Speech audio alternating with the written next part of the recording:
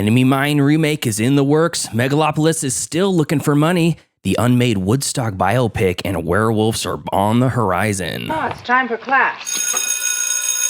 Class is in session! Roll call! Bueller. I'm gonna be late for class. Bueller. Am I hallucinating here? Just what in the hell do you think you're doing? I'm late for class. You are mine now. You belong to me. Did you study for the test? No more complaining. No more Mr. Kim left to go to the bathroom. Nothing. There is no bathroom. Hello, classmates. Welcome to another episode of Middle Class Film Class. I'm your host for today, Pete. That's you, Eric. On this week's episode of the Middle Class Film Class, the part of Tyler Noe will be played by Eric Holmes. And I'm John. Yeah, what's up, guys? How you doing? Oh, not bad. We're good. Yeah. No, I really appreciate you being here. You guys, people who are just joining the chat. Hey, Bruce is in the chat. He's like, Eric, did you tell him you're going to come here? No, I found out like less than an hour ago. I know. So what happened is my dear friends abandoned me and I met new friends and I told them we're starting our own podcast with blackjack and hookers. Yeah, we were at the bus stop. Yeah. I said, come on, we're doing a podcast. So yeah, we have Eric from Cinnemaddicts, been on the show a couple of times, called in before we had video. Now everybody can see your face. If they don't watch your Cinnemaddicts YouTube channel, then they're missing out. Running for the hills. That's right. Yeah, thanks for being here, Eric. How you doing, buddy? Oh, not bad. I'm pretty excited to play the part of Tyler Noe, but I don't look nearly as handsome as him. I've seen a bunch of pictures of him online recently. He's got the scraggly hair and looks like the hot bad boy that all the chicks want to go for. That's right. The very difficult to pull off just woke up look, but he actually did just wake up. I can't pull that off though. So I'm doing my best. I'm not a trained actor, so I'll see what I can do. All right, great. And then John is from 1999, the podcast. Welcome, John. How you doing, man? I am great, man. How are you? I'm fantastic. We had you and I sat down and did an episode of your show where we covered the 2 weeks leading up to my birth of 1999. Yes, exactly as it was planned. Yeah, we built it around. Yeah, I found out as we're recording. He's like, "Oh, it's my birthday tomorrow." So the episode went out this morning. It's now. That's called synergy. He talks about his birthday being tomorrow. Yeah, but it was actually yesterday. Whatever. Yeah. Anyway, happy birthday, by the way. Oh, happy Flag Day. Appreciate that. Yeah, that's right. No, I appreciate it's a lot of fun. So we were talking, and you said you needed somebody for this weekend, and I was like, I need someone for Thursday. So let's hell yeah, be on each other's shows. Now, can you tell our listeners about 1999, the podcast?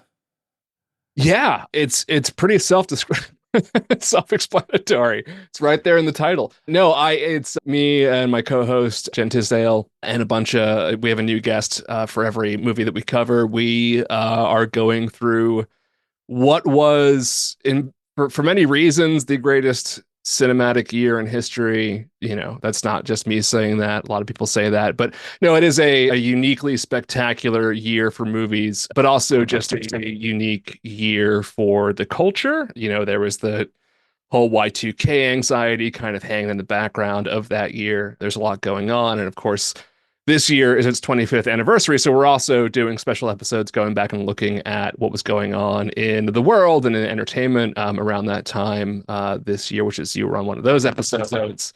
So right now we have a new episode basically every week. One week will be a movie. The other week will be a look back at 1999. But yeah, Jen and I are both born in 1979. We're both children of the 90s, as it were, and we're both firmly still living in that decade in our hearts. So it's a good time. Yeah, 1999 there's a lot of stuff. I mean, you blew my mind when you read off all the albums that were listed, and it was kind of life changing. You know, when you're like, oh, really? Okay, Blink-182. Yeah, blown up. What it wasn't Dude Rancho, it was Enema of the State. For me, when I was 13, that was like mind blowing. But anyways, really cool podcast, great concept, and. You know, we've talked about Cinnemaddicts a billion times on the show as far as the Cinnemaddicts podcast. And then there's like the greater Cinnemaddicts universe of this concentric... The GCU? Yeah, exactly. The Cinnemaddicts universe. And it's like concentric circles of movie friends. And we all kind of congregate on the Cinnemaddicts Facebook group, which is awesome. That's John. You should check it out. I don't know. Are you a Facebook user? I used to use Facebook a lot since Facebook became responsible for trying to overthrow the government. I go on it maybe 3 minutes a week. Yep. At this point. So what social media doesn't try to overthrow the government? Come on, man. You're being really harsh right now. There's only like 5 websites in the world anymore, and they're all ran by a-holes. So I know. I used to like Facebook a lot. I mean, I was an early adopter to Facebook, and now I go on there and I'm like, what am I even looking at? I don't even know. It's just a bunch of cartoons and shit. I have no idea what I'm looking at. So it seems to have. A lot of people that are on the Facebook group, the Cinnemaddicts group, they're like, yeah, I don't use it for anything except for just talking to movie, mutuals, and it's a really great place for that. A lot of positivity there. I'd like to go on is. I miss that a little bit, but I don't know. I'm a Twitter addict, which is no better, of course. Like I shouldn't be, whatever. But, yeah. I like to go on there to see all the posts of why don't we have straight Pride Month? Because that really speaks to me personally. When are we going to get a white male Star Wars? Yeah. We haven't had white one males. in decades. Yeah. All right. Well, anyways, enough of that. Enough of that fun stuff. Let's get into some gab and chatter. Find some charity, ye lad. Now's the time for gab and chatter. Gab and chatter movie news of the week. Eric's going to lead us off today. What do you got for us, Eric? Yes, well, speaking of a-holes, I guess we'll start off with the Megalopolis. Tomorrow marks 1 month since Megalopolis premiered at Cannes Film Festival, and still no distributor. Some say that a experimental movie that costs over $100 million. Plus, we'll need another $100 million or so for marketing. I guess a lot of studios are looking at what makes sense and saying no. I've also, in a lot of comments and stuff, when people talk about Megalopolis, a bunch of Coppola's previous involvement with Victor Salva keeps coming up. People seem to think that perhaps his past might come to bite them in the butt after dropping $100 million. Oh, yeah. Plus on a movie. It just seems like risk all around, and quite honestly, I hope to see is buried. If you can bury Batgirl, bury this one too. But for real. That's that. What say you guys? So I don't understand 100% how like the distribution world works. They buy essentially spend $100 million to buy this movie, and then they make all the money back from the movie ticket, like the movie sales, like the ticket sales and DVD and all that kind of stuff. So one of the stipulations they have is that I believe the producers want 50% of the revenue made from that. So it's kind of, imagine going on Shark Tank and saying, I'm asking for $200 million for a 5% stake in my company. And the sharks are like, nah, it's going to take me also my last 20 years to get my money back. 1979. So not a great track record. That's true. I think the Victor Salva thing is, I think that's going to be really hard to overcome. I don't think so though, because people have short memories with stuff like that. I think the money and the valuation of that is what's going to bite them in the butt the most. Victor Salva thing would be like, oh yeah, that's an excuse we can use. That's the reason we don't want to do it, not because of the money. Yeah, exactly. Yeah, I don't know. It seems like a huge risk. I don't know. I'm morbidly curious to see the movie, but I don't really care one way or the other, to be honest. Can I say something blasphemous here? Yeah, please. No, absolutely not. Oh, go ahead. Well, while we're kind of, shitting all over Coppola, I rewatched the Godfather trilogy for the first time in probably 15 years, a couple months ago. I wish I hadn't. I'm going to be honest. Come to the dark side. Yeah, it's not good. It's not good. They're not good movies. I'm sorry. Like I actually liked 3 quite a bit, but man, Come to the dark side. I liked 3 too. I thought it was pretty good. I agree. Great. Hey, that's a lot the of best fun. one. I agree. Look, I just think, John, can we get married? Can we get married after this? I'm already married. I'm sorry, but no. I love. So I'm not going to say like Coppola is a bad director because I still love Apocalypse Now. But yeah, I mean, and obviously with the first Godfather, he is doing something new, and a lot of I think the stuff that doesn't work for me is a result of that. But It's clumsily edited. It is weirdly paced. Godfather 2 has no excuses for being as sort of Bloated, pedantic as it boring. is. Yeah, they're fucking boring. They're great performances, and I love Pacino, but yeah, I really, and by the way, especially in Godfather 1, and while I love her, Diane Keaton is god awful in that movie. It's one of the worst performances I've ever seen in my life. I barely remember that. Her performance, at least. Sofia Coppola is better in Godfather 3 than Diane Keaton is in Godfather 1. Like that. So yeah, I mean, I for a long time I really wish I hadn't rewatched them, because now I got to kind of bite my tongue. This is the first time I've come out as being someone who like maybe thinks the Godfather movies aren't great. Now's the time to do it. It is Pride Month. So. Why don't you stop talking for a while?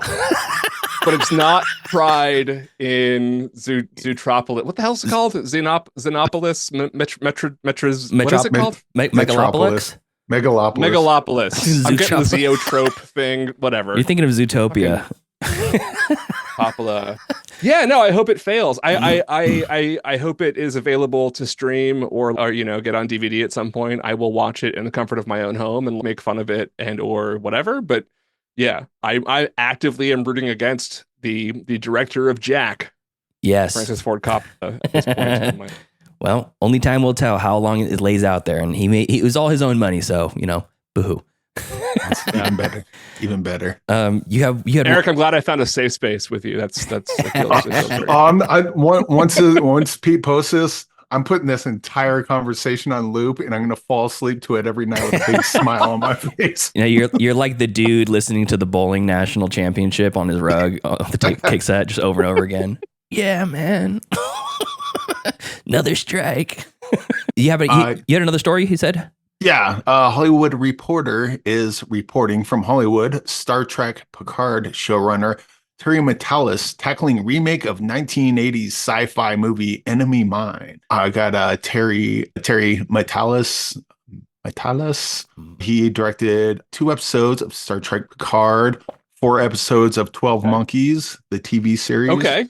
He's written for Star Trek Picard, MacGyver, the new MacGyver TV series, Night Flyers, 12 Monkeys, Nikita, Terra Nova, Star Trek Enterprise. Pretty much exclusively TV, it looks like. Resume. Yeah, but yeah, I think I'm guessing you guys have seen Enemy Mine, or no? No, I don't know anything about it. Okay, Enemy Mine starts with Randy Quaid and Louis Gossett Jr. plays Alien, and I think they're called Drax. The Drax and the humans do not like each other. Mm-hmm. And Louis Gossett Jr. is a Drac. Dennis Quaid is a human, and they get stranded on this planet together. And they hate each other just because of years of racism between the species, speciesism maybe. And they have to learn to work together and form friendships and survive despite their differences. Is it good? Oh yeah, a lot of cheese in it, especially in a early space battle. But I think it holds up pretty well today. And quite honestly, I think it's the times we're living in. The pro Godfather people versus the anti Godfather people can't seem to get together, and tearing the nation apart. Yeah, and this I think a movie like this, or a concept like this, a remake in this case, probably work well today. It could be done well. If it's a cash grab of, hey, remember the original, then I'd rather just watch the original if you're just going to keep reminding me of it. But if you got a take on it and it's something interesting, I think there's potential here.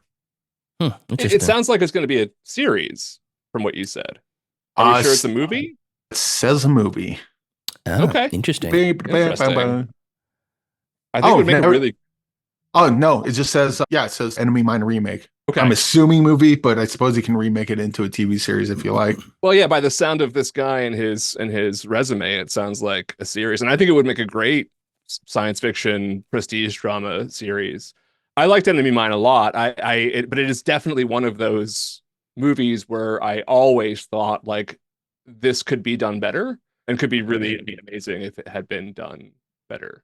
And I don't think it's necessarily it's not necessarily a critique of the creators so much as what they had to work with at the time. But yeah, I think that's a perfect sort of candidate for good remake. Interesting. You know, I don't know enough about it to really comment on it, but I mean, I've seen like screenshots and kind of snips of it, and I thought I thought Enemy Mine was like a gangster movie, like American Me or something like that. So I saw the Alien, I'm like, oh, that's weird. I mean, I would watch that too. Yeah. Yep. So you got to overcome our differences and live harmoniously on a new planet or something. Yep. There is no racial bigotry here. Yeah, that's good. All right, cool. I guess we'll look forward to that. Anything else, Eric? There was something else, and I cannot remember it, so That's okay. I will say that it's All right, no problem. John, you got a story I'm playing for the us? part of Tyler, so you nailed it. I'm nailing it. No, wait, you brought two. Actually, Tyler likes to bring like 3 stories, and we veto 2 of them before a show airs. But just the one streaming pick.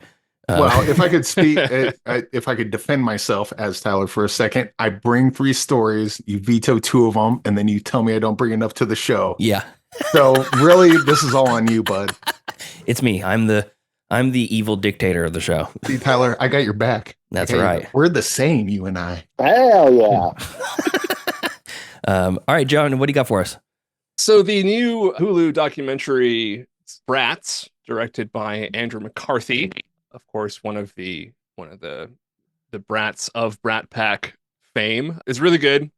He interviews a bunch of the old Brat Packers talking about what the experience of being this sort of labeled group of young actors in the 1980s was like, and coming to terms with some unexamined trauma and that sort of thing.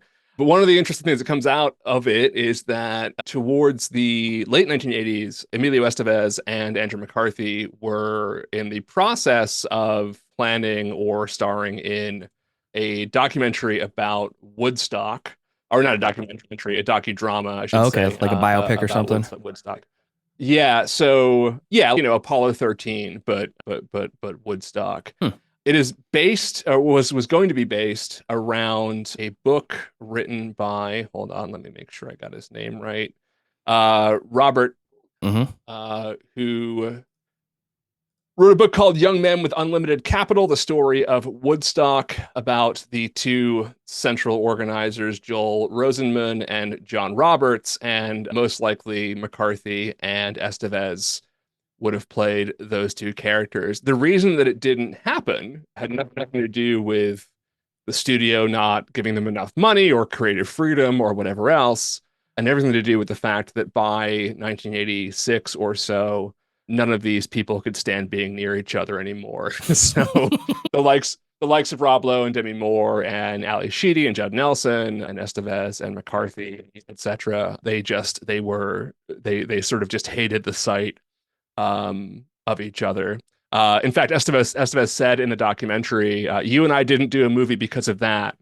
He says it was one of the best scripts that he had read in a long time. Estevez explained that I didn't want to have anything to do with any of us. If it were Judd, I would have said the same thing. So he's talking to McCarthy, and he's like, yeah, man, I didn't want to be around you.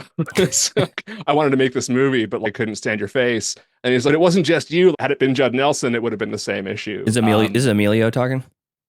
That's Emilio talking. Yeah. And yeah, it's really interesting. I mean, it's weird because a lot of people, I think, often question sort of like what happened to the Brat Pack. And I think a lot of people assume that it was just sort of Hollywood lost interest in that group and sort of making movies with them. But the reality is, as we learned from this documentary, that McCarthy, sort of exposes the fact that basically it was a personal thing between all of them. And they just didn't want to be associated with each other anymore as this sort of like unit of actors who always had to make movies together, which is completely understandable, right? But for some of them that sort of worked out, and for others it didn't so much. Yeah. Judd Nelson did not have a hugely prolific career after that. Estevez kind of found his niche, and McCarthy sort of went his own way as well. I think it's funny, like I think the 2 that really stand out of the Brat Pack era who really sort of, made their way individually most successfully was probably Demi Moore and Andrew McCarthy, and then Rob Lowe, but much later, after, of course, the scandal that we won't talk about here. But the two founders that would have been the sort of, central characters of the movie, they show up in, speaking of, this is my wheelhouse now, the recent documentary about Woodstock 99, Peace, Love, and Rage on HBO. Have you guys seen that? No, I haven't seen. I've heard a lot of things about the Brat Pack documentary you're talking about. I don't have a whole lot of connection to the Brat Pack. So when I saw it, I'm like, oh, those guys that from movies that I don't particularly care for. Like my hot take, don't like any of the John Hughes movies, old John Hughes movies. Not a fan. Really? Yeah. Well, it's been years since I've really exposed myself to them. So who knows? But I didn't think I was going to like The Godfather, and I loved it when we watched all 3 in a row for the show. And I was kind of thinking the same thing. There's a lot of 80s and 70s stuff that I just don't connect with that are supposed to be classics. So I was expecting it to not like the Godfather series, and I loved it. Yeah. But I don't know, some of the older stuff that, I don't know, it just doesn't seem like authentic to me as far as like the teenagers. I don't know. John, we're going to have to kick Pete off the show. It's just me and you now. It's John Hughes, loves The Godfather. Pete, you're out of here. Pete, Pete was born the year that all this sort of dissipated, right? So he's born in 86. Yeah. So it kind of makes sense. I was a kid when they were still kind of in the zeitgeist, and I'm like, oh, I liked Molly Ringwald. Seemed like a nice person, but I didn't care for any of her stuff. Yeah, it is kind of weird how nostalgia plays a thing. Like it's impossible to get that nostalgia from your brain to look at something for sure, like fresh. So you get the younger kids these days, and here, you watch this. What do you think of it? And it's kind of the closest you can get to watching something pure, I guess, if that makes sense. Yeah. I know a lot of younger people who started watching the John Hughes movies after Stranger Things. So they kind of got into this fascination with 80s movie culture, and then went back and fell in love with Breakfast Club and 16 Candles and all that sort of thing. I think less so St. Elmo's Fire, which is one of my favorites, or like Some Kind of Wonderful. I think those are a little more inaccessible for like younger audiences. You kind of had to be there for those ones. But yeah, I think The Breakfast Club still holds up really well as a movie, right? Even without sort of the zeitgeist around it. Mm-hmm. Did either of you guys see the Woodstock 99 documentary on HBO? No. I saw clips of it on MTV when it was happening. Yeah. They were bad-mouthing Fred Durst, and I said, no, I'm not going to have any part of this. Yeah. It is. So I remember, so Woodstock 94 was like pretty successful in general, right? Like it was sort of like, people were like, who cares? But it was a good lineup. It worked, right? People were like, well, we're not really in the sort of peace, love, and happiness mode anymore. There's no wars to protest. Like, why are we doing this? But in general, as a music festival, it was pretty good. 99 was a much different ballgame. And I remember it being a fiasco. I'm sure you guys do as well. Yeah. But the documentary reveals a lot more, not just about why, but also about sort of like, again, my interest, the culture of 99, and sort of where youth culture was at the time, and this sort of bubbling rage about basically nothing that I think we're seeing play out on social media today. A lot of the origins of kind of the young white male rage that is so much a part of toxic social media presences today, you really start to see the origins of it there. And I don't mean because of Fred Durst, but Fred Durst as kind of a vessel, right? Yeah, for that. He was the jumping off point for it to be like, no, this is okay to do these things. Yeah, because he turned it into an entertainment format, and I don't think he was necessarily endorsing anything, but it gave a kind of an artistic channel for that to happen. But yeah, that's this is not my streaming recommendation, but I do recommend watching. So rage is art. I think we've tapped into a golden idea here. You said that at that time and then today, there's this proverbial or this ever-present rage undertone over more or less nothing. We just need to do Woodstock 25, guys. We need to do it. Woodstock 25. I'll watch it on the TV. Yeah. You guys can go ahead. That sounds like a lot of work. The thing is, what would be great is that Estevez and McCarthy are now at the right age that they could play the same characters because those two same guys planned Woodstock 99. Oh, So interesting. they can play the same characters, but just make it about Woodstock 99 instead of the original Woodstock. Why not? You know, you don't hate each other anymore. So Yeah. The Weekend, Emilio, Sleep Andrew, Token. if you're listening, go ahead and make that movie. Just make a few minor changes to the script, and I'm sure it'll be basically the same thing. Who the popular bands today that would be in a Woodstock 25? Post-it note. Woodstock I mean, 25. Post Malone. This is the fifth. This is about 6 years ago, I think. I'm talking about the here and now, man. Oh, Migos. There you go. Doja Cat. There you go. What's his Who would name? be at Woodstock now? Lou I mean, Bega. like, you couldn't get Taylor Swift, right? She wouldn't do it. But Oh, like, she would do Lou it. Bega. She would. She'd be Woodstock, headlining. you think? Yeah, she would. Yeah, She'd she. do a festival? I don't think she would do a festival. I think she's above doing festivals. Bruce Springsteen. He's still playing. He is still playing. He would not do it. He would not do it. You're talking about like Dua Lipa, Yeah, right? Doja And, Cat. like, That's the same person, isn't it? Doja It's like Cat. Hannah Montana. they're No, not her the situation. same person.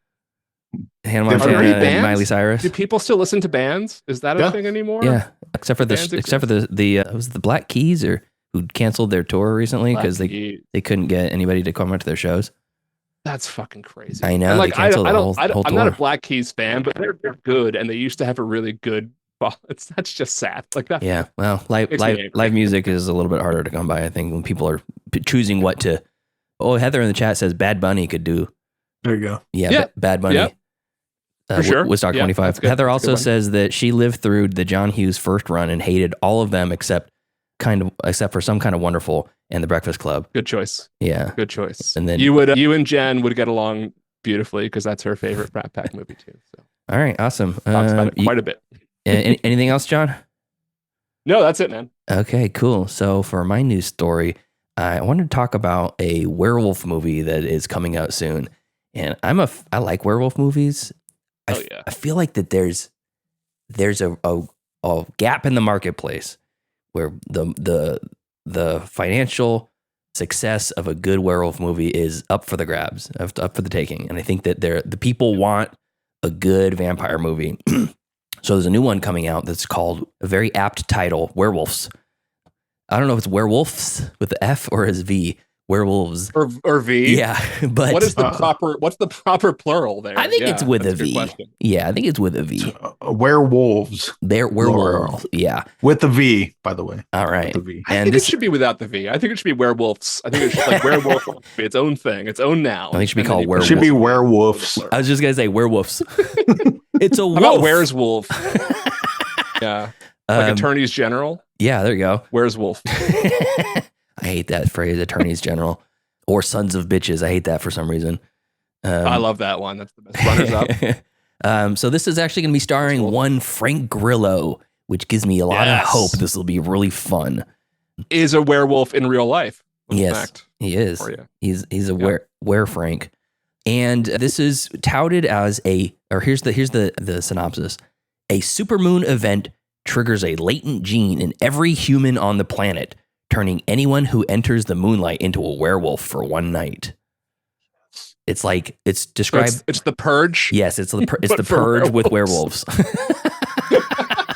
It's the Godfather of werewolf movies, but good. But good. Exactly.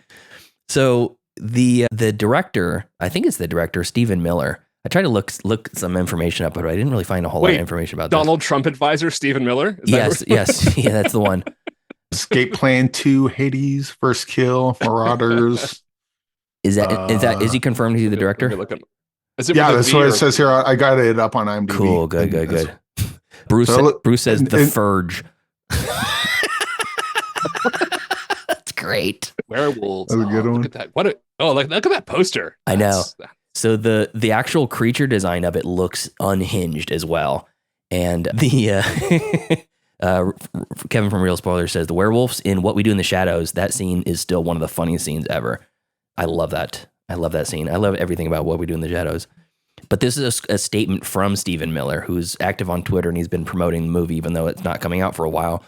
He said, I've said it before, I'll say it again. I love slow burn werewolf films, but this is not that. I wanted to come out hard and fast and ferocious. I don't hide them. I don't give you time to breathe. I don't let up on the gas. Werewolves is a true indie monster film swinging for the fences. I'll see you in December. Something good. Sarah Villarreal.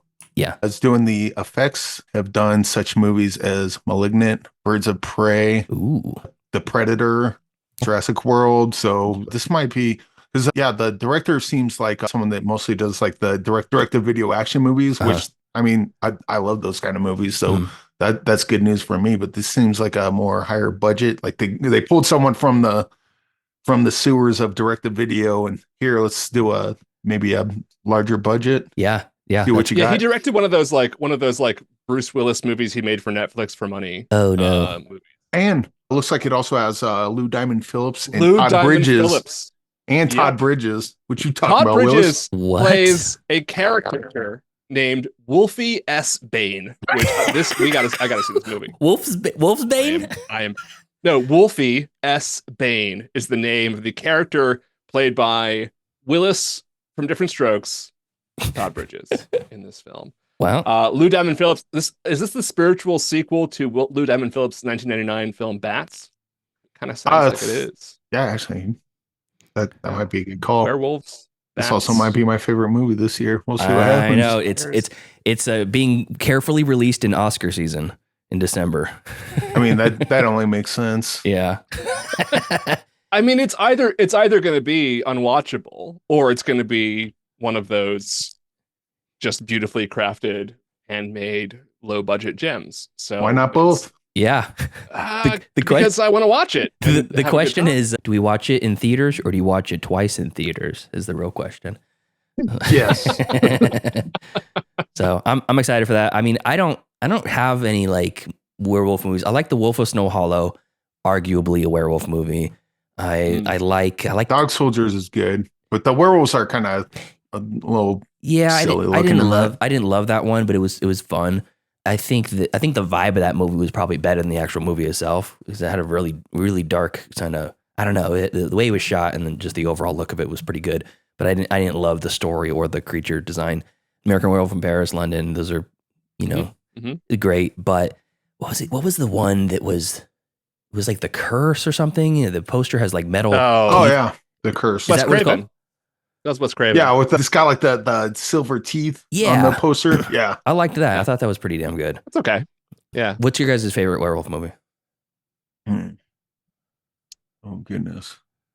Don't say Ginger Snaps, because I haven't seen that one and I don't want to watch it. No, I tried watching that a couple times. I love Ginger Snaps. Oh really? I'll defer to John on Ginger Snaps. My girlfriend is a ginger and she watched it and hated it. The thing is that I think my favorite. Oh, go ahead. No, I think my favorite, well, aside from, the original like Wolfman and obviously American Werewolf, I think Christoph Gahn's Brotherhood of the Wolf from 2001 that's pretty good. One of my favorites. Pretty good. We covered that on the show, and I was surprised to see that there was the way they went with that was pretty cool.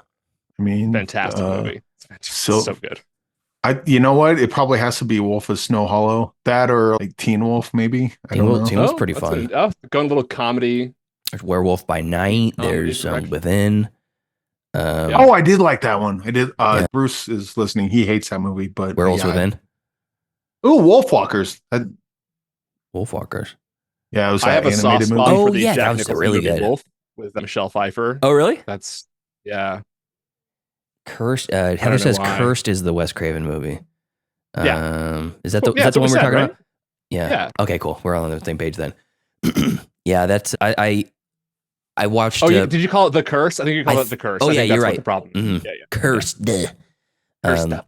Yeah. So, anyways, look out for that it's called Werewolves in December. I'm really excited for it, and I'm going to share the picture of the actual practical creature on our Facebook page after this, because it's haunting. You look at it and you're like, oh my God. And that's everyone who's in the moonlight is now a werewolf. I also feel like so I think we need to talk about the dearth of werewolf movies in recent years. And I think there's two sort of culprits for that. One is Twilight, and the other is, I think, the oversaturation of the underworld movies, which I like the first one quite a bit. But I think after those two franchises, there really wasn't much interest in werewolves for whatever reason. But yeah, Underworld did a pretty good job with them. I mean, as far as they did, the mix of the two. So and Twilight did not. What's the director's name again? Something Steve Miller? Chris Miller? No, not Chris Miller. Stephen Miller. Yeah. Yeah, I think the director's got the right kind of take on this, because I think a lot of times like people are trying to reinvent the werewolf, but the werewolf movie hasn't really been codified yet to the point that like we're not tired of it, because there hasn't been like a lot of really good ones to like really, oh, this is what a werewolf movie is, and everyone just kind of starts to go in and try to reinvent the wheel. Yeah. But we still don't have a wheel yet. We just got this boxy thing. Let's round out the edges first, and then we'll try to reinvent it. Yeah. All right. Well, let's get into some. We're running a little bit behind, so let's get right into some streaming picks. All right. Movies. Wanna watch a movie? Yes, I do. Disney Plus, HBO Max. If I don't get the pick, show's over. I have grown accustomed to Hulu Plus. Amazon Prime. I like Netflix. You found the pick. Streaming picks, movies that we watched on our streaming services this week that you can watch too. Eric, why don't you lead us off? Well, since I'm playing the part of Tyler Noe here on this episode of Middle Class Film Class, watched both these movies on the way here today. Okay.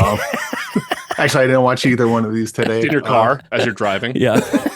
I didn't watch either one of these today, but I've seen both of these, and they're both streaming, and they're both good, and no one talks about them. So let's talk about them now. Cool. We just talked about werewolves. Let's talk about a movie called Headhunter, which is currently streaming on Hoopla, Vudu, and you can rent it for $4 on most streaming platforms. Headhunter basically is about this knight in this dark corner of Middle Earth. Not really. There's not a J.R.R. Tolkien. It just feels like it's in that kind of space. And he just goes out and he starts hunting different monsters. At one point, he hunts a werewolf. It looks like, but he just kind of comes home with heads, nails them on the wall. There's some backstory. There's not much story to this. It's something with his past and his family, and we'll leave it at that. But it's a really cool, really short and focused kind of horror slash slice of life of a monster hunter. So yeah, it's good stuff. Yeah, I saw that one a long time ago, actually from your recommendation. You talked about it on Cinnemaddicts years ago. And I said, ooh, that sounds cool. And I watched it, and there's not much story to be had. It's just plopped you down into the world and watch this cool guy do some weird things. Yeah. And sometimes that's all you want. You just want let's just get in and get out, and it's a nice little sampler, or palate cleanser, if you will. Yeah. A mucky, dirty palate cleanser. Disgusting. Tastes like black oil blood. Another one is a movie called Marisol. This one's only available to rent or buy on Amazon. This is about $3 to rent, $10 to buy, and completely worth it. This movie is about Marisol. She's undocumented. Is that the word? Undocumented. Yeah. The illegal alien, but that's not the preferred term anymore. But anyway, she's undocumented, and she has been since birth. So she doesn't know this. And ICE picks up her family and is going after her. And she's just kind of, she grew up her whole life thinking, oh, yeah, not even thinking about it because she's just American. And then all of a sudden to find out you need to run, let's get you with this coyote, and they'll move you around and stuff. It's completely harrowing. And yeah. How old is she when she gets told that she's an illegal alien? And she's high school age. Oh man, that's like sophomore, senior high school. So it's somewhere around there. Okay. Yeah. Interesting. And is this like from anybody that we'd know? Is it the 2017 one? I gotta pull up the name real quick, because he also did I forget his name. I interviewed him twice. Kevin Abrams. Kevin Abrams, yeah. He also directed, he's mostly a documentary filmmaker. Oh, okay. And he directed a movie called And My Brain Sucks. I Got a Monster. That was the documentary about the police corruption. Oh, and you know what? While we're talking about it, watch I Got a Monster too, because that movie will have you punching the screen. Really?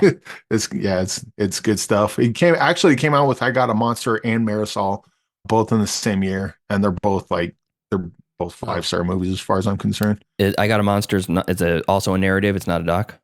No, I Got a Monster is a documentary. Okay. It followed the explosive story of America's most corrupt police unit, the Gun Trace Task Force, which terrorized the city of Baltimore. Oh, damn. Oh, yeah. Jesus. Yeah. Heather, do you know about these people? That's her neck of the woods. The high bar, most corrupt police force. Yeah. Of all the corrupt police forces, we're the most corrupt. And you can hang your hat on that, brother. That is impressive.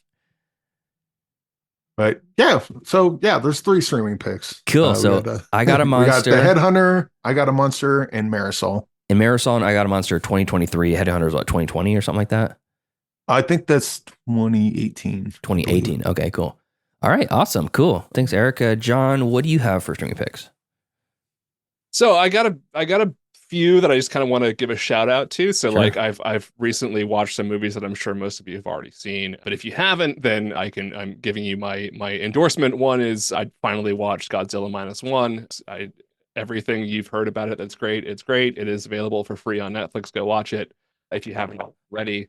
I got a special edition poster from them that from Toho. It's got like the stamp on the back and everything. It's like a textured sort of thing, and I just hung it up yesterday. It's right there. Yeah. Love that movie. It's so good. I watched The First Omen finally as well, which I have mixed feelings about, but I think, I mean, it's worth watching, and I think there's some phenomenal things about it that are worth checking out. That's on Hulu right now. And what was the other one I was going to say? Oh, yeah. So an so when we're talking about werewolves and all that sort of thing, and like good monster movies and vampire movies, I a couple months ago finally watched The Last Voyage of the Demeter, which is really, really good. Highly recommend it. It is on Paramount Plus to stream. That sort of came and went, but it's a really, really great take on the first chapter of Dracula.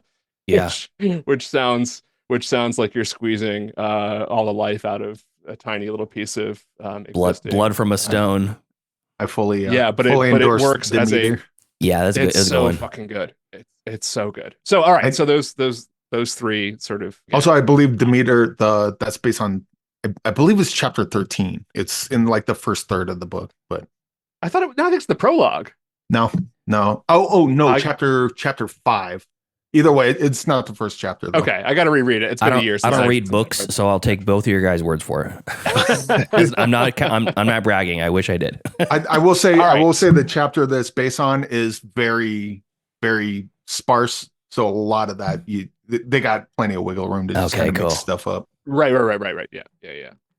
All right, so I will also, again, reiterate, go watch the Woodstock 99 documentary, which is also on HBO or Max, whatever the hell you want to call it. If you haven't already, it is terrific. My 2 real recommendations, I've thought about this because of what we were talking about on my show.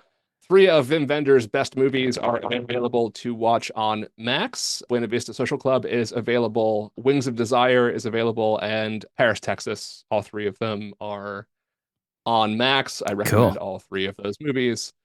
They are all 3 fantastic movies. Very, very different movies, but that shows the the scope that Wim Wenders. Are they is that a range of movies? Will you get the full complete Vim experience watching those 3? You know, it's you get everything except for the sort of like head scratching sort of introspective sci-fi side of Wim Wenders, but you get all of the existentialism, you get the sort of like grittiness, and you get the documentarian. So they're 3 fantastic. If you want to understand who Wim Wenders is, if you watch those movies and enjoy them, like you will want to go and look into more of his catalog. So yeah, and they're all 3. Wings of Desire is a great remake too of City of Angels. What's the I'm thinking of Wages of Fear that was remade into Sorcerer. The only good thing about City of Angels, aside from Nicolas Cage and Meg Ryan in the whole movie. Yeah, but also oh my gosh, you guys what's his name from NYPD you're getting Blue. divorced now. Alanis Morissette song is a banger, but aside from that movie, I don't want the world to see this. No, not that one. That's the Goo Goo Dolls. That song sucks. The Alanis song is the Uninvited tour de force of all right, so my last recommendation. Talking about Goo Goo Dolls is slander over here. I hate that song. My last recommendation is available on Tubi for free. It is called Satan Wants You, and it is a documentary that came out last year. It is excellent. It is about the phenomenon phenomenon around the book Michelle Remembers, which is the book that essentially launched the satanic panic of the late 70s through early 90s. So it goes into sort of how that book came to be, how sort of these ideas of satanic possession and cults and abductions that led to a bunch of innocent people being railroaded for things that they obviously didn't do, because no, normal thinking adult would ever believe any of this nonsense, how they came to believe this nonsense. And it's a very measured and sort of human-centered documentary about the Satanic Panic. A lot of Satanic Panic stuff tends to be very sort of inflammatory and very sort of sensationalist, and this is a very sort of smart and thorough look at it, and especially at this one particular book. Are either of you guys familiar with Michelle Remembers, or like that?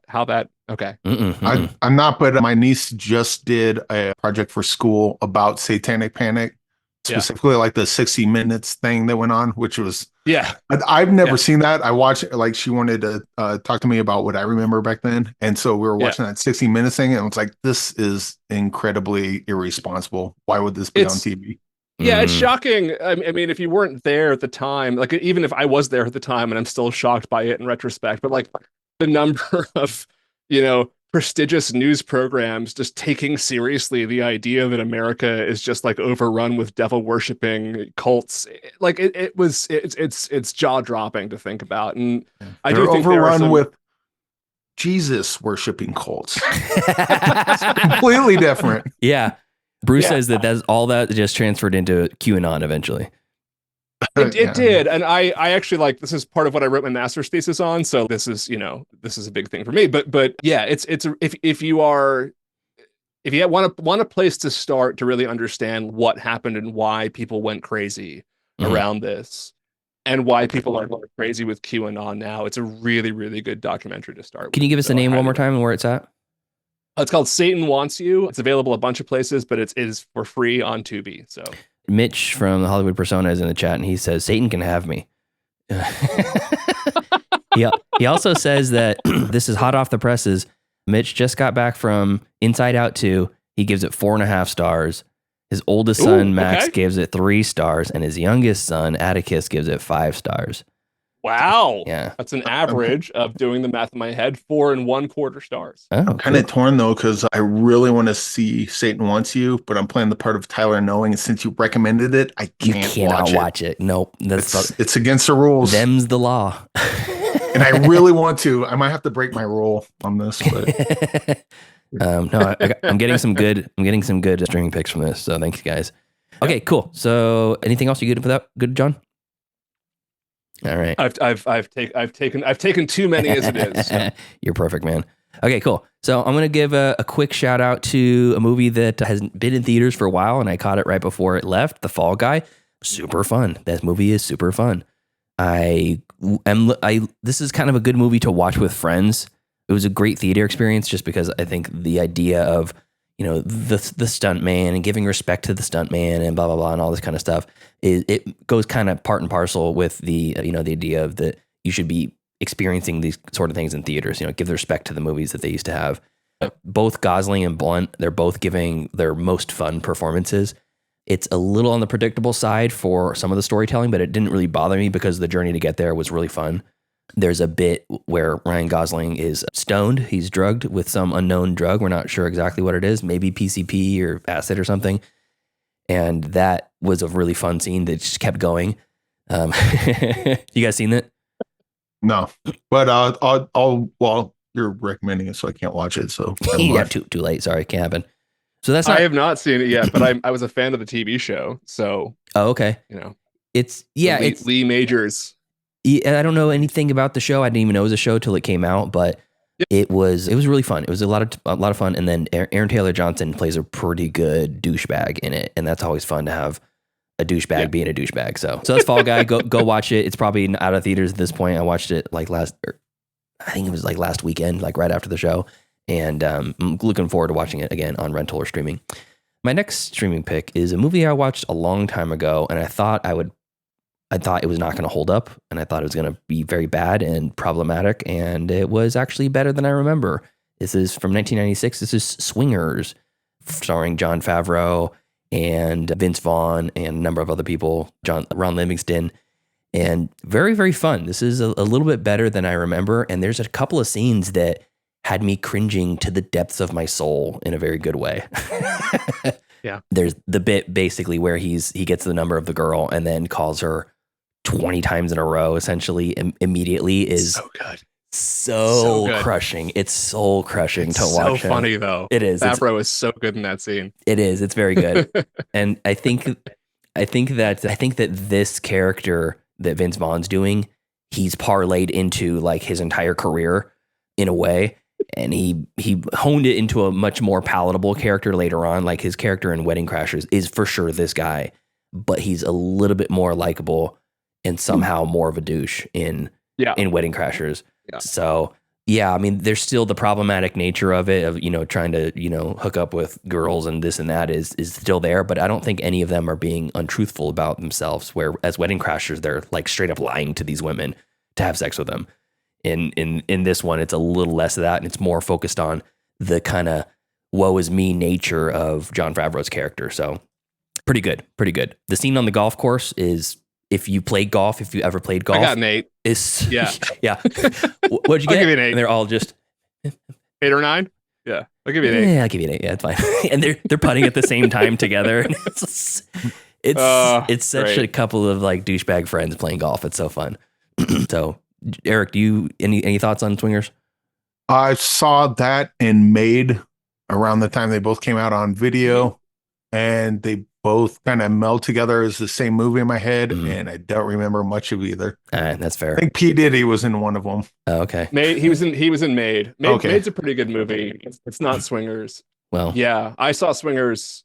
I don't like dozens of times. Like really? I was when that movie came out, I was obsessed with that movie.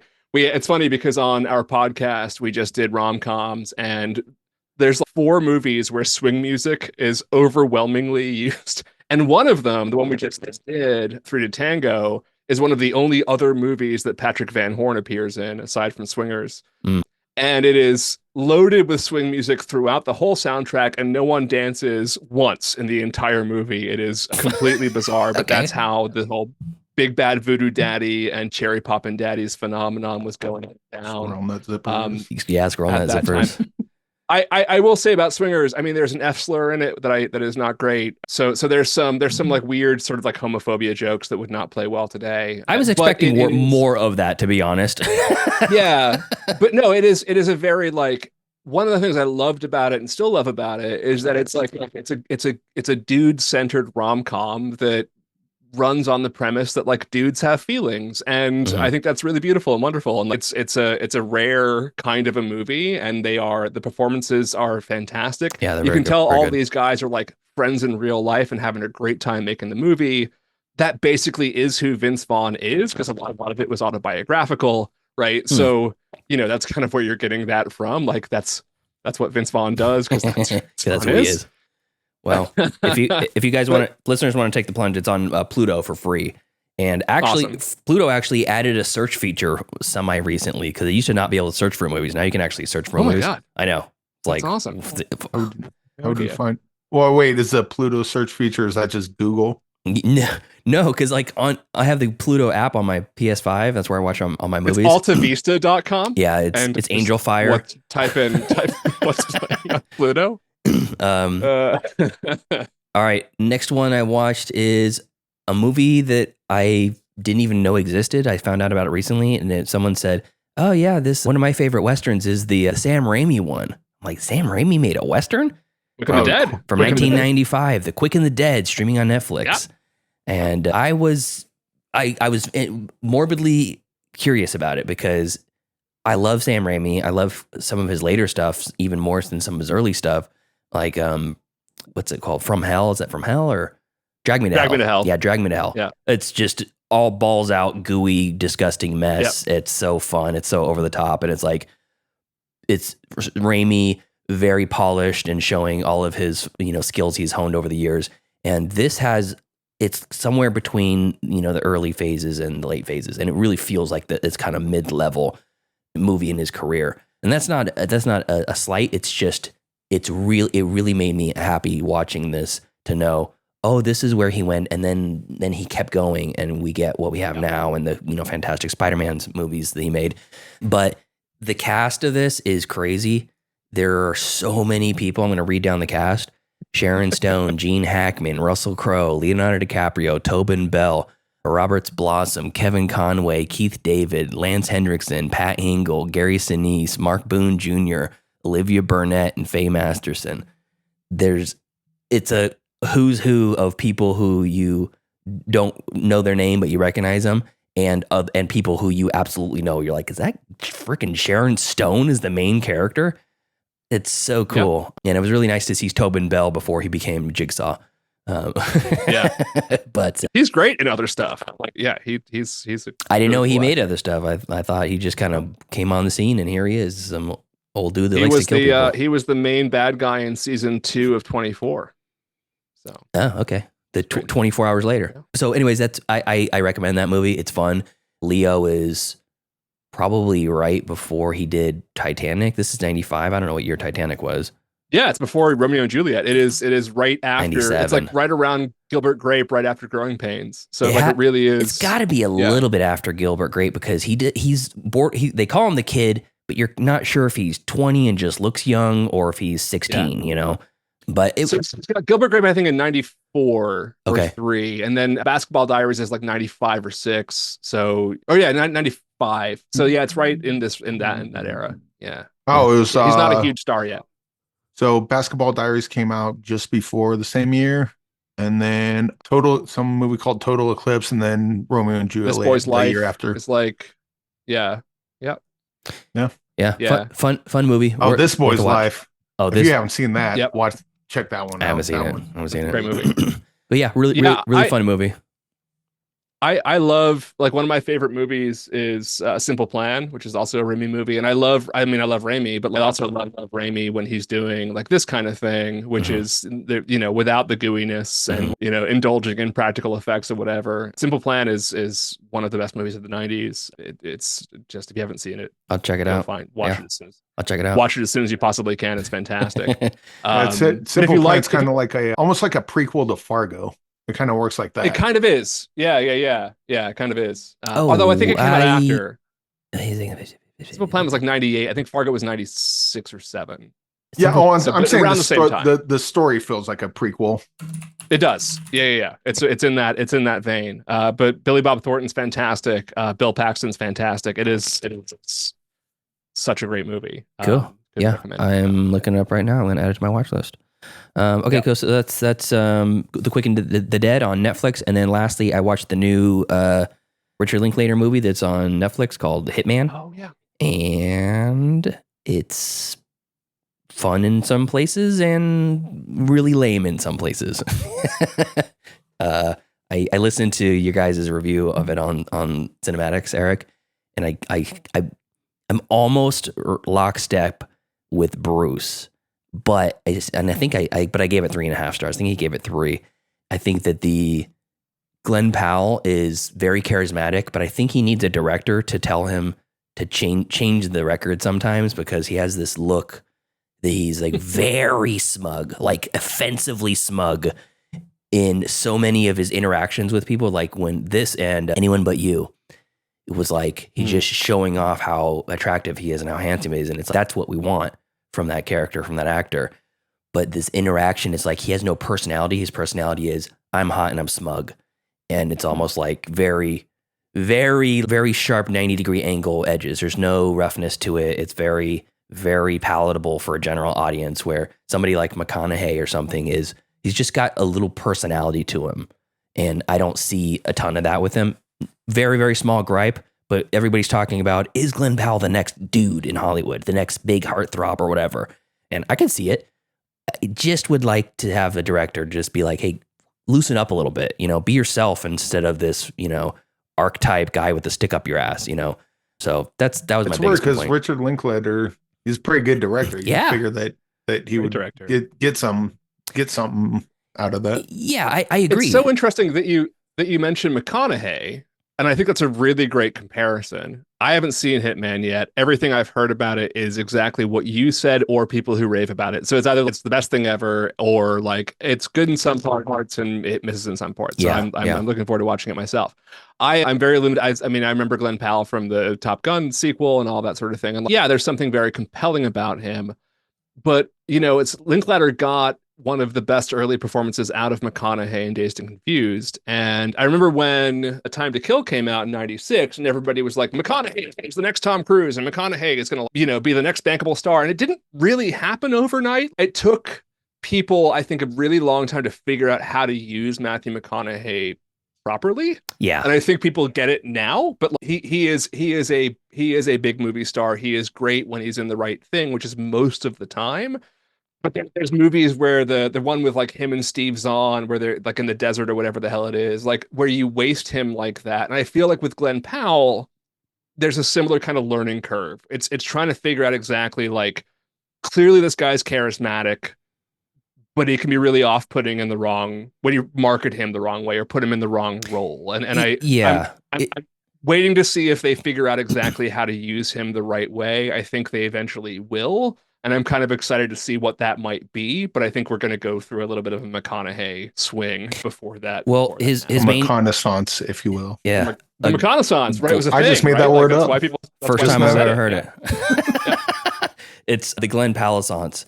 His one of his main characters he plays in this, his name is Ron. The character is undercover as, and he has a McConaughey vibe to him. When I was watching the movie, I said it was McConaughey mixed with, I don't know, maybe Tom Cruise or something like that. I can't remember who it was, but he's got he's playing that character, but with just cranked the smug up, you know, even more. And Top Gun, everybody's smug in it. Tom Cruise is the king of the smug, and Glenn Powell is like fighting for that spot. And it's almost just, I don't think people know what to do with Glenn Powell yet, because you're like, Linklater gets him and goes, cool, I'm going to put him in here and I'm just going to put this handsome dude and then let him be goofy with all these characters and stuff. And that part, some of it was fun, but the main girl, Adriana Arjona, she's great. She is so good. And she is gorgeous and she's a fantastic actor and she's 100% believable. And there's a lot of really fun scenes in it, but just all in all, I just wanted a little bit more. So I don't quite understand the broad, like, this is the funnest movie I've seen forever. There was a lot of clunky cheesiness to it that Bruce tapped into in his review too. So again, nothing wrong with clunky cheese. No, I'd like blue cheese. I'd still recommend it. You know, I like the fromage. But yeah, it's still worth a watch. I'm not going to tell anybody to not watch it, but you know, don't.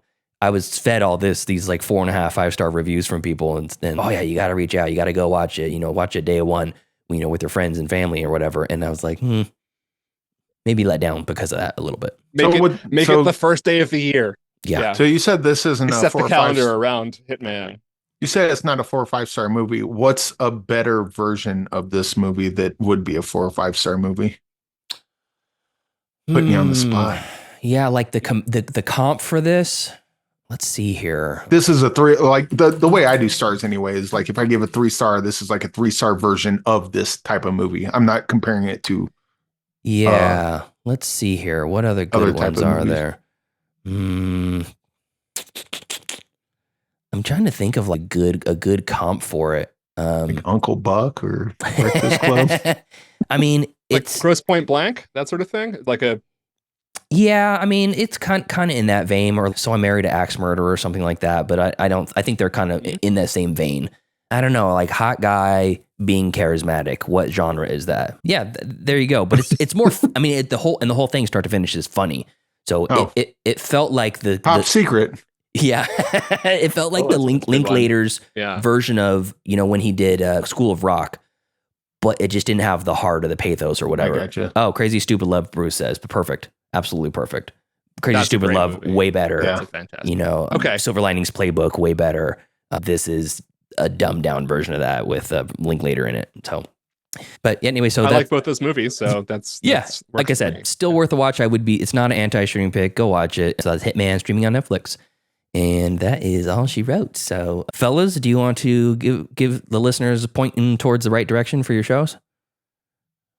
Yes, my name is Tyler Noe, and you can hear me every week here on Middle Class Film Class. Normally, I don't talk about as many movies as I do, but you know what? Pete and Joseph, they just like to hold me down. They don't appreciate the tie. They don't appreciate what they have in front of them Boot on every the head. week. But I know you listeners do, and thank you for listening again this week, as you do every week. Yes, thanks, buddy. Appreciate you. Thanks for being here. John, what you got? 1999 the podcast you can find on all of the streaming platforms for podcasts, wherever you get podcasts. You can find us on Twitter at 1999 the podcast. We're the same thing on the other social medias, though we're not as good on those. You can email us 999@cageclub.me. You can find all the other Cage Club podcasts at cageclub.me. A lot of really good ones if you're into popular culture and sort of nerdy stuff. Smart, funny podcasts to be found there. And then I'll also plug my other thing, which is that aside from someone who likes movies, my day job is that I'm a religion scholar. And I also have another podcast called Pod Only Knows, which is a podcast I co-host with my friend, Dr. Kelly Baker, where we talk about the world of religion and extremism and all kinds of other stuff. Sometimes fun, sometimes depressing, but always interesting. If you are a person who is interested in religion and not religious, we are both that. So cool. It's that kind of a show. So check that out as well if you're interested in hearing me talk about, smart, brainy things sometimes, in addition to dumb things and movies and everything else. Nice. What you span the gamut. I'm a busy man. Yeah, for real. My mom suggested I start a third podcast, and I'm like, you can just go to hell with that. That's not happening at all. And I know it exists because I'm a religious scholar. Actually, it doesn't because I'm a religious scholar. So. Awesome. I'm still trying to parse together the two words together. Religion scholar. It's kind of like Christian Science. It doesn't make sense.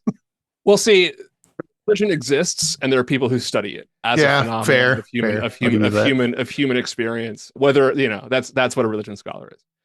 It's funny. Not these people who get like a doctorate in like being a Christian pastor or whatever. That's a different thing. That's very different. That's I'm playing the part of Tyler. I got to say things that are different sometimes. Yeah. What's your favorite? I wrote my Danzig master's song, thesis Eric? about conspiracy theories. So, shit. We want some more of that. We have a segment on the show that Tyler does, but once in a very blue moon called Conspiriously, where he talks about the real message behind the movie that we're reviewing.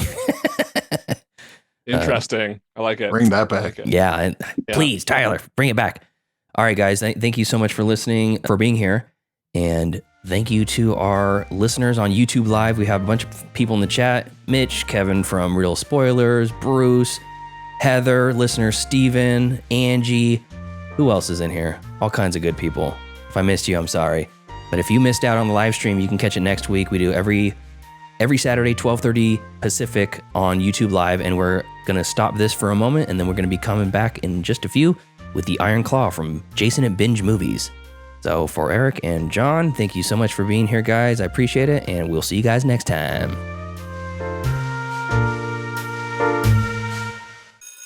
Class dismissed. I gotta get out of here. The bell doesn't dismiss you. I dismiss you. You're free to go. See you next week. See you later. See you later. That's a wrap. Great show.